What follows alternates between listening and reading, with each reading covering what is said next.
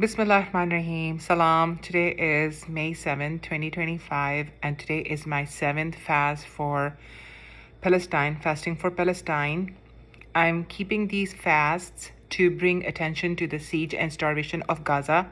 It has been continuing for the last 64 days or 65 days now, and I am fasting to bring attention to the siege and starvation of Gaza. The people in Gaza are starving. World Foods Program food has ended.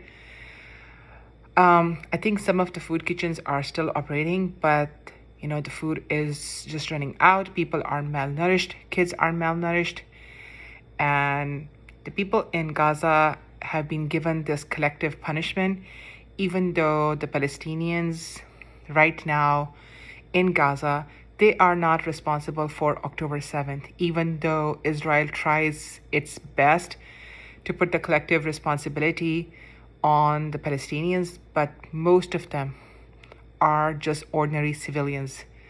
They have got nothing to do with Hamas. In fact, Hamas has been imposed on them since 2006 when they were the last elections, and even in 2006 Hamas had not achieved a majority. I think they earned like 40% of the votes even in 2006, and now this is 2025, so it has been 19 years. So you can just imagine, let's say in USA we have no elections and Joe Biden would have just remained the president for like 20 years.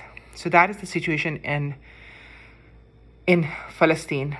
Also, the Hamas that was elected then is not the Hamas that is now. The Hamas that was elected then had the people's mandate. The Hamas that is now is actually just a proxy of Israel.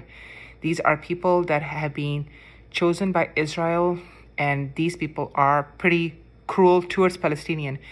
Every year there is extrajudicial killings of Palestinians for various reasons. Right now Hamas just killed a bunch of people, accusing them of stealing food. So this is not really a very trustworthy organization by the Palestinians. And so that is what's going on.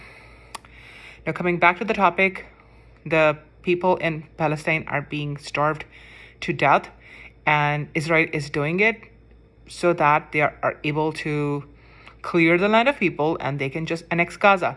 They are going to make it about the hostages, but we all know there's a lot of fishiness, there's a lot of suspicion about October 7th, the SIMs that were given to Hamas, and Shin Bet's recent investigation, which showed that the Israeli army knew about October 7th and did nothing.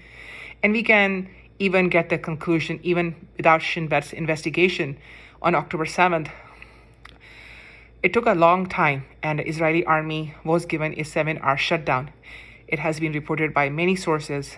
In fact, an Israeli rabbi was the first person who reported it, that there was a 7-hour shutdown order, and the Israeli army did nothing. So there's a lot of fishy stuff about October 7th, and any person which has an IQ higher than a digit would understand that there is something really fishy going on about October 7th, and this latest movement to starve the Palestinians is a part of the same plan. It's basically annex Gaza.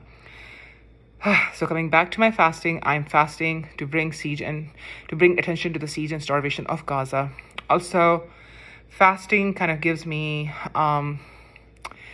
the energy or the faith or the mindset to deal with such devastating situation, because otherwise I'm just really, really upset.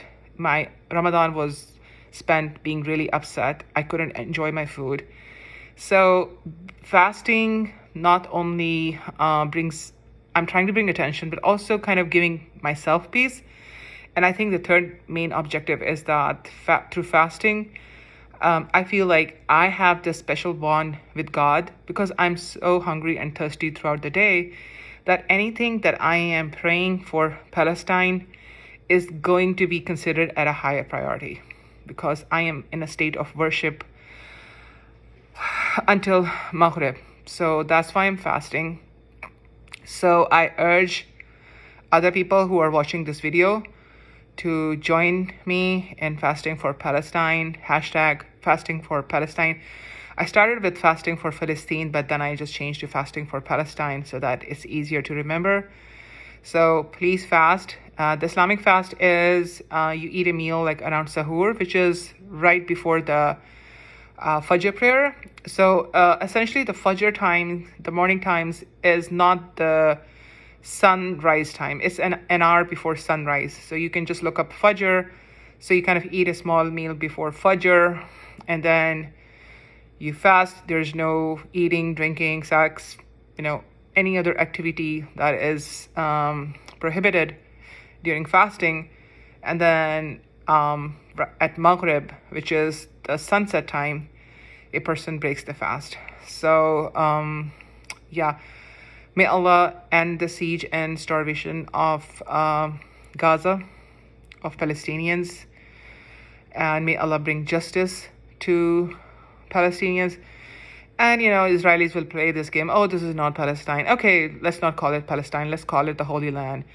And right today when I was about to fast, this person tried to engage me that, oh, the land belongs to Jews.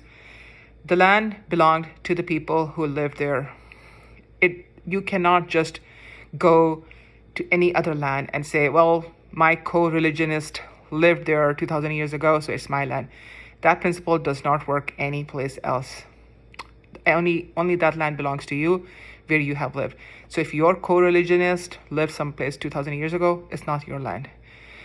So yeah, this person tried to engage me and tried to destroy my sahur, but I just blocked them. So anyway, back to fasting for Palestine.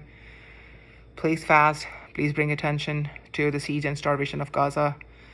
May Allah bring justice to the land of Palestine. May Allah bring justice to the Holy Land, to the Palestinians.